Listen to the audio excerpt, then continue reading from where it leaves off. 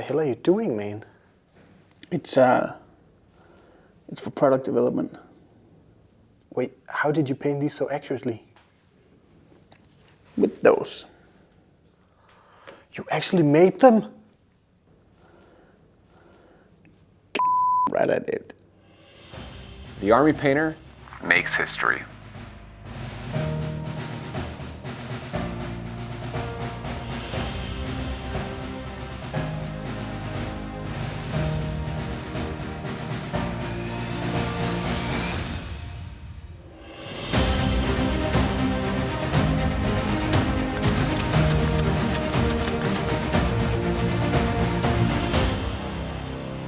Bring history to life, Warpaints Historical are the industry's first ever historian-approved miniature paints. Is it really? Yeah. I mean, nobody else has a label. I agree. A new era begins with World War II and the British, German, and American paint sets, each featuring 20 historically accurate paints, including many new colors, all of them meticulously selected with input from expert historians. Our roots as the Army Painter is in the fantasy and sci-fi worlds that we live to play in, right? But historical wargaming is still a huge part of what we do. And it's a whole nother avenue for us to open up our range of products too. World War II was a long time ago, and the origins of Army Painter Historical also actually dates back quite a few years.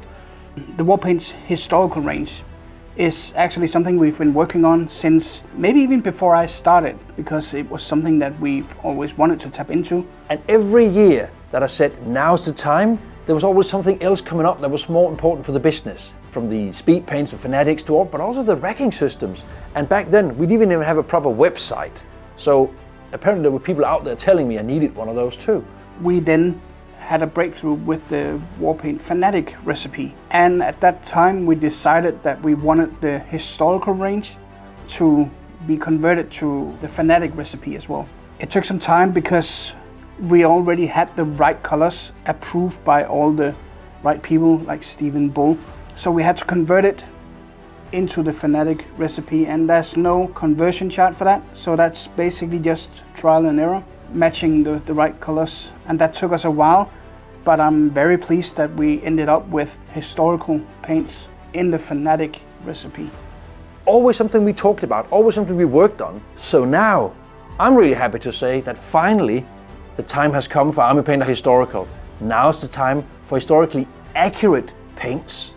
The difference in making a paint set like this and say the John Blanche paint set is, first we start with the theatre of war that we'd like to focus on. So as you can clearly see, we focused on World War II. We then looked at the colours that we wanted to reproduce based on what we thought the models were out there. We looked at every manufacturer that we could find and then came up with a set of colours that we thought were appropriate.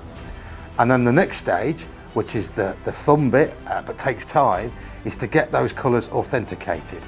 So we used Dr. Stephen Bull, who has vast amount of knowledge about these theatres of war, and we sent these colours to him and asked for his feedback and to authenticate that.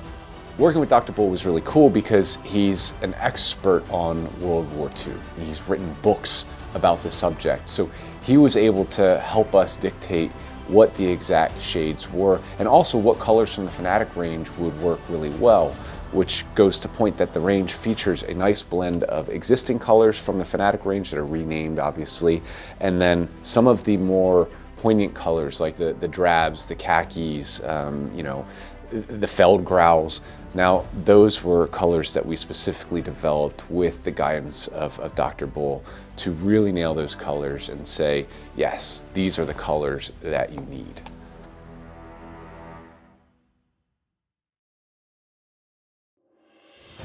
I think my most important contribution was that I've seen, handled, photographed pretty much every possible type of World War II uniform, with the possible exception of a few obscure countries, and how I approached it was to be sent the samples of paint and put them as blobs on a piece of paper, taking out of my mind what they were billed as first. And Often it just came down to the International Colour System chart and going B93.745 is pretty close to the colour of those trousers that I've seen in the museum yesterday. But how is it different? Should we be slightly lighter, slightly darker? Should there be more brown in this? It started at that very basic level of, is the dyes in this similar to the dyes in the real thing, or isn't it? And to be allowed to go, no, that's not right, and leave that one aside, or to come up with a completely new colour, was quite a nice experience, really.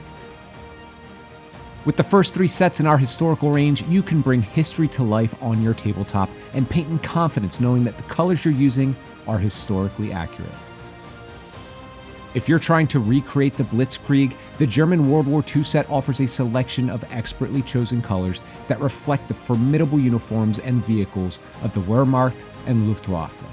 With every shade of field gray and more, you'll achieve an authentic look for your forces as they execute tactics that defined a generation of warfare.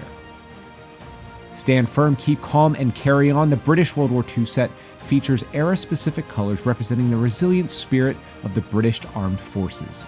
From the classic khaki of the infantry to the deep green of the commandos, this set allows you to accurately depict the uniforms and equipment of the men and women who stood against tyranny.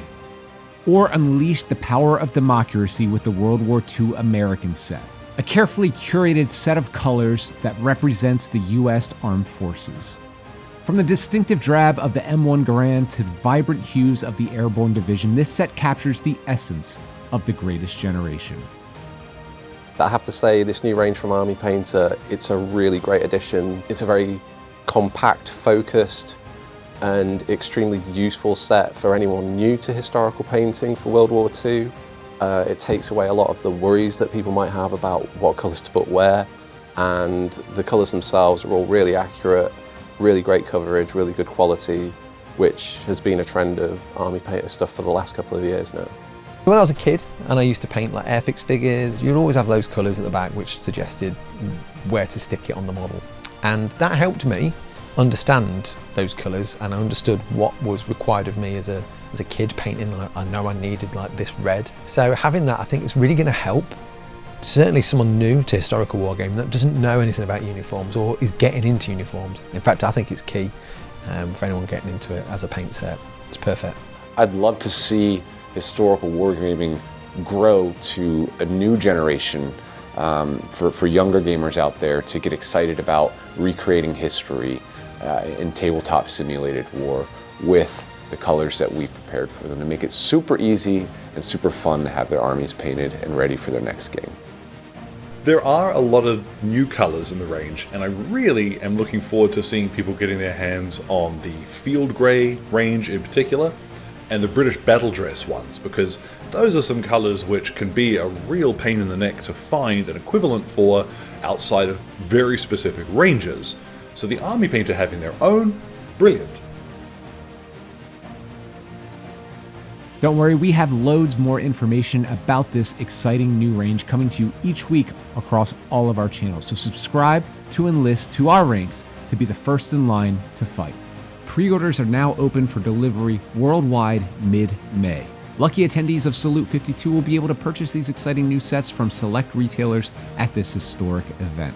Learn more about Warpaints Historical and our full range of paints and accessories designed to make painting fast, easy, and fun when you visit thearmypainter.com.